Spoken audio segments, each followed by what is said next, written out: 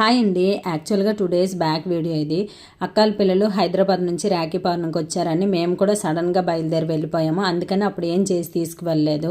ఇంక ఇన్ని రోజులు ఉంటారని కూడా నేను ఎక్స్పెక్ట్ చేయలేదు. ఎలాగో పెళ్ళి ఉంది కదా, పెళ్ళికి వెళ్తున్నాను కాబట్టి వెళ్ళేటప్పుడు వాళ్ళ కోసం ఏదైనా చేసి తీసుకువెళ్దామని పెసరపప్పు కుడుంబూర్లు అయితే చేశాను. నేను ఎప్పుడు పెసరపప్పు బూరెలు చేసినా పర్ఫెక్ట్గా రావండి, ముద్ద అయిపోతాయి. ఈసారి కూడా అదే భయంతో చేశాను కానీ పర్ఫెక్ట్గా వచ్చాయన్నమాట. అంతేనండి, ఇష్టమైన వాళ్ళ కోసం ప్రేమతో ఏది చేసినా కూడా అది సూపర్గా కుదిరిపోతుంది అనమాట. అక్కాల పిల్లలు చిన్నప్పుడు హాలిడేస్కి ఇంటికి వస్తే కనుక నేనే ఎక్కువగా వాళ్ళకి తినిపించడము, ముస్తాబ్ చేయడము, రెడీ చేయడము అవి చేసేదాన్ని.